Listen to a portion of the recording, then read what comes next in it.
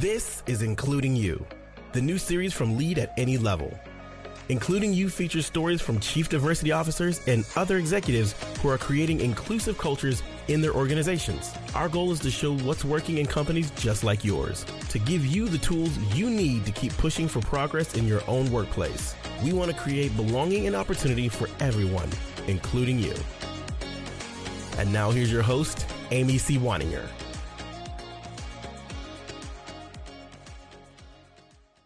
Welcome back to the Including You podcast. I'm your host, Amy C. Waninger, the Inclusion Catalyst. My guest today is Athena Villarreal. She's the Manager of Diversity, Inclusion, and Belonging of ERGs at Navy Federal Credit Union, whose vision is to be the most preferred and trusted financial institution serving the military and their families. Navy Federal Credit Union employs 24,000 people globally and supports 13 million members. Athena, welcome to the show. Thanks so much. Thank you for having me. I'm excited about your new milestone. You just passed 13 million members worldwide. How was that for the company?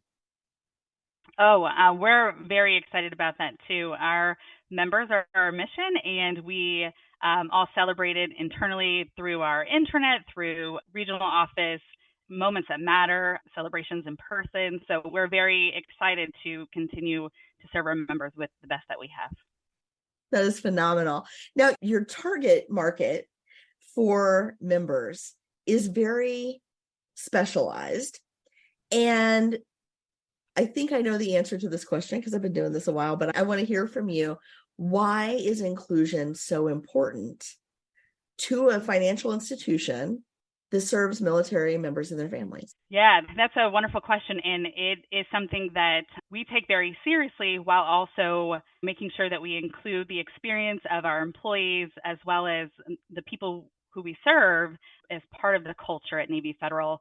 Inclusion is a way that we cultivate a sense of belonging for our employees at Navy Federal. We are more than just our badge numbers. We are all humans that are connected to each other through our various experiences, and the military has a very special way of serving our country. So we want to serve our military the best of our abilities. And when we have a space for employees to be their best, they'll bring their best for our members. I was reading something the other day that said that your customer experience will never surpass your employee experience. And it sounds like that's really the driving factor behind some of the work that you're doing around DEIB. Is that correct?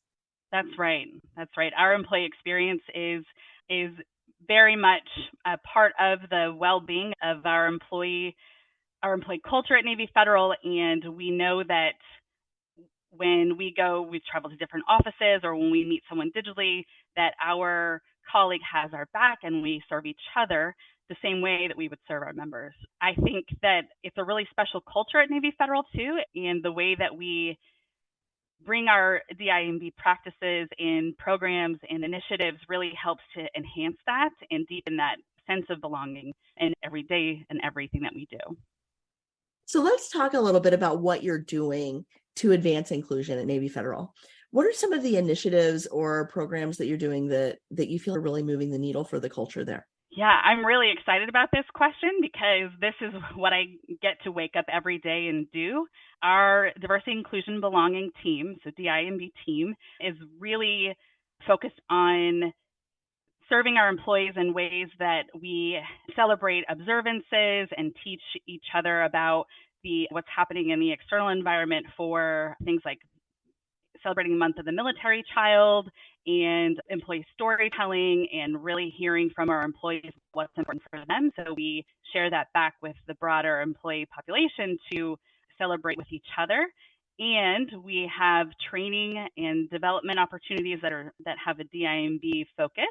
So building new muscles and greater skill sets for leading with empathy and inclusive conversations. And we also have one that I really like that is building allyship and how can we best support each other while we're at work. The one that I'm particularly excited about that connects with all of these initiatives is our employee resource group program, which I get to lead. And I'm really excited about this one because it's essentially creating an internal sense of community for specific groups of affiliated folks. So we have 2 employee resource groups at the moment, and Military Community Network is our first, and we also launched Diverse Abilities Network. And so far, the employees who have participated in this, and also our broader employee base, has really shared their excitement and their engagement by participating in our events and getting involved in conversations and meeting new people. So the employee resource group space, I think, has been really celebratory while also teaching each other about something new and how to be better colleagues for one another. So you mentioned celebrations, and you're celebrating right now at the time of the release of this episode, you're celebrating Veterans Day. Can you talk a little bit about what Veterans Day 2023 looks like in and around Navy Federal Credit Union? Veterans Day is such a celebratory time for us as we acknowledge and thank our members and our employees who served, and also our military spouses, our military brats internally, all those who are affiliated with military service.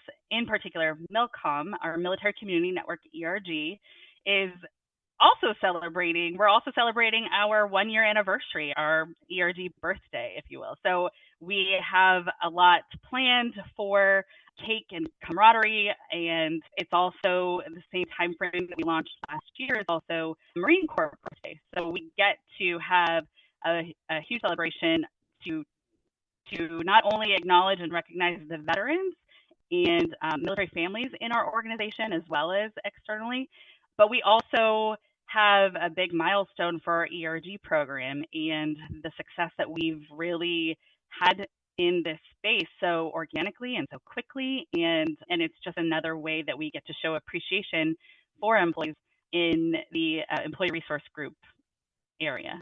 Thank you for sharing that. There's a lot of stuff that happens in the fall, and I think sometimes these celebrations can be overlooked. People are like ready to slide into the end of the year. They're thinking about, did I meet my goals, and when am I taking off for, make sure I don't lose any of my time off and all of that kind of stuff. But celebrating the Veterans Day and congratulations on your 1 year of ERGs, that's a big deal.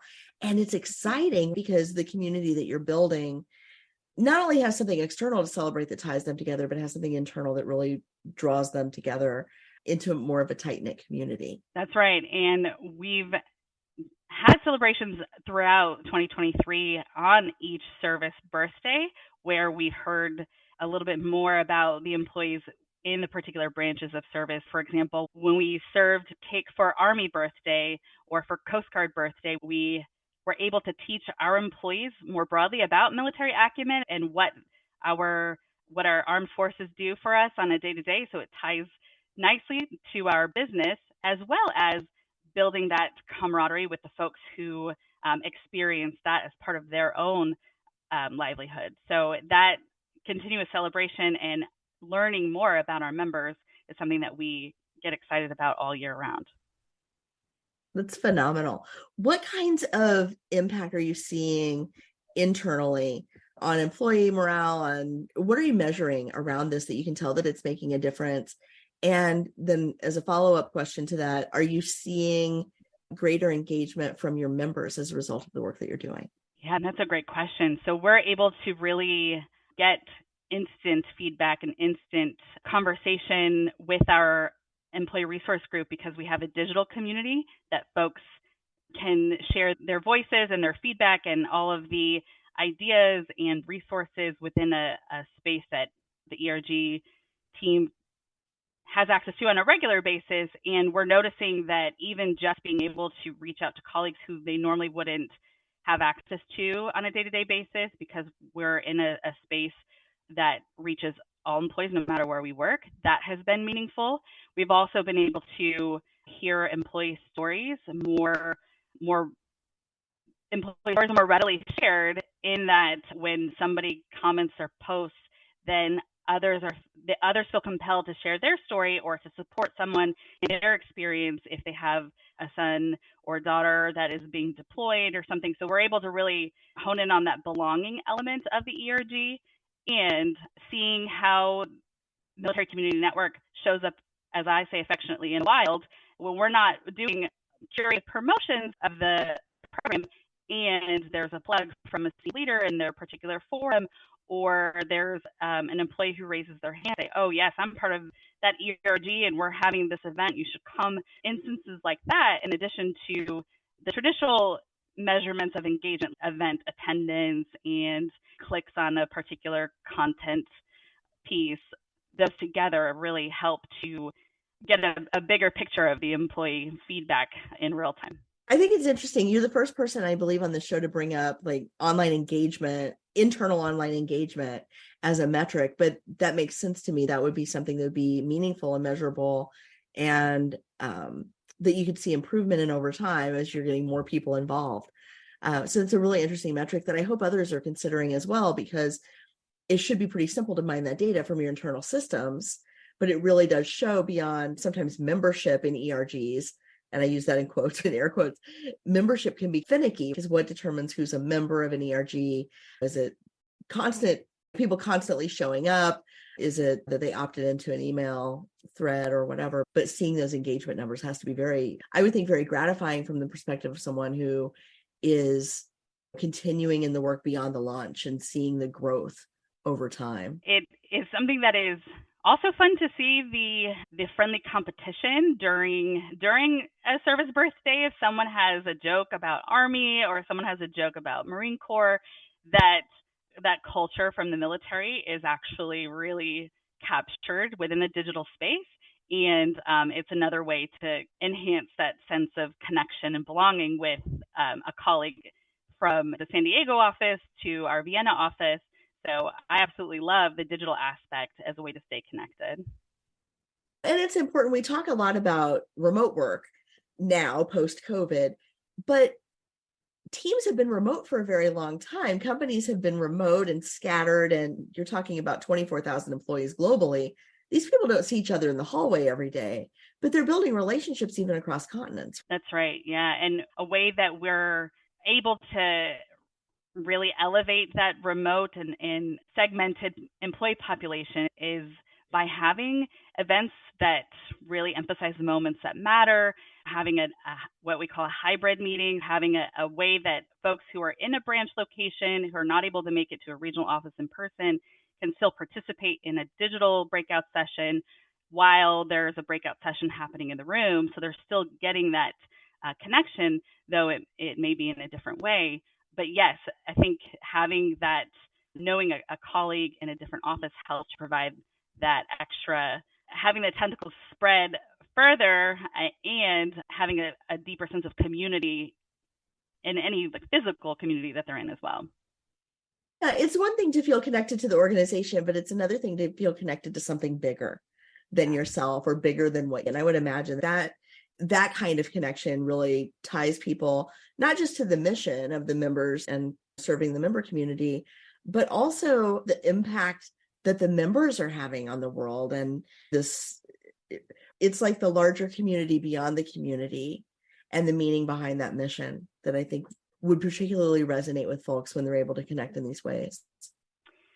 Yeah, and I think it's a wonderful way, it's a wonderful statement, because also what's cool about seeing that real-time engagement and interaction within the digital space, if someone is in a branch location and they need a quick phone a friend from the ERG about the way one would need to interact with a member, then there's a huge support, a wave of support for that particular employee to serve the member in the best way, our members in the best way together. So we're all in this together, and we know that the advice that is being shared will reach a member, and so that impact feels more personalized as well. And especially as you're growing, you're adding employees, you want to maintain that culture and you want to give them these places, these just-in-time touch points around the way we do things here and how we serve.